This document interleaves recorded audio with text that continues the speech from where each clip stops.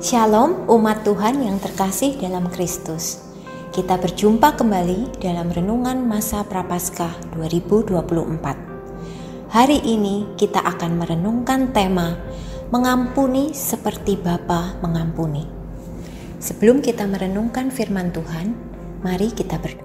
Ya Tuhan, Allah Maha Kasih, kami datang bersyukur kepadamu karena Engkau menyatakan kasih-Mu dengan melayani umat manusia.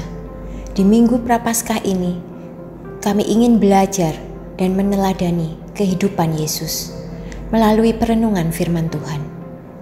Kiranya Allah Roh Kudus memimpin kami agar kami mampu memahami dan melakukannya dalam kehidupan kami setiap hari. Dalam nama Allah Bapa, Anak, dan Roh Kudus kami berdoa. Amin. Bacaan kita hari ini terambil dari Lukas 15 ayat 11 sampai 32. Dan sebagai ayat nats kita hari ini terambil dari Lukas 15 ayat 20c yang berbunyi demikian. Maka bangkitlah ia dan pergi kepada bapaknya. Ketika ia masih jauh, ayahnya telah melihatnya. Lalu tergeraklah hatinya oleh belas kasihan. Ayahnya itu berlari mendapatkan dia, lalu merangkul dan mencium dia. Sedemikian pembacaan firman Tuhan. Berbahagialah setiap kita yang mendengar dan melakukan firman Tuhan dalam kehidupan kita setiap hari.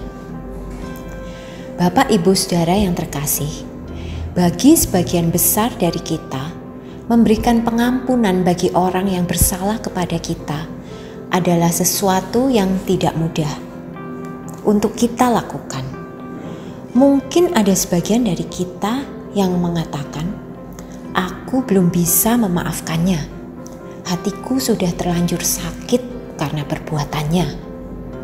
Mengampuni dia, kok enak, dia telah berbuat jahat dan menyakitiku, dan seterusnya. Harus diakui bahwa memberikan pengampunan adalah sesuatu yang tidak selalu mudah kita lakukan.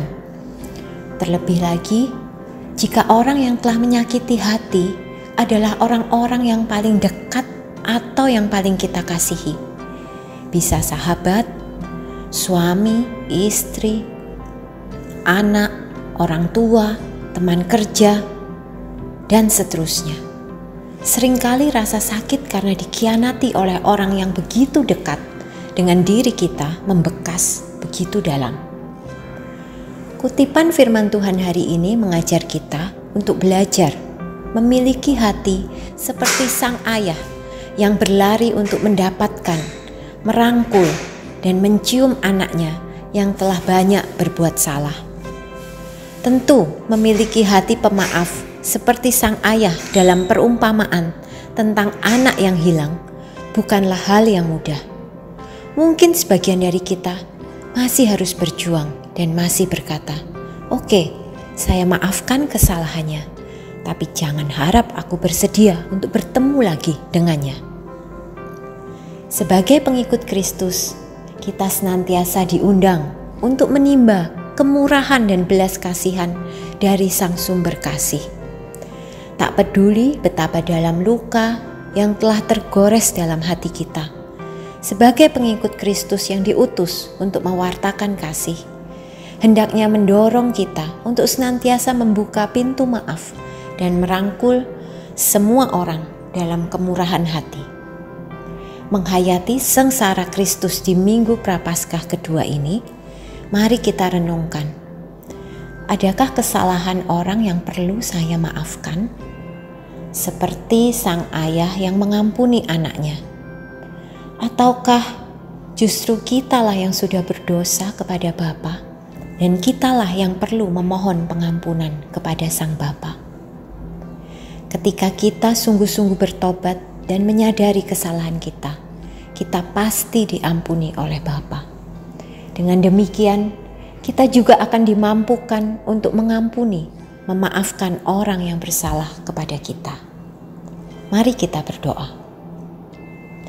Ya Bapa, kami menyadari bahwa kami sudah sering melakukan kesalahan dalam hidup kami. Kamilah anak yang sudah berdosa kepada Bapa. Ampunilah kami ya Bapa. Kami bersyukur di dalam Yesus Kristus kami mendapat penebusan dan pengampunan dosa.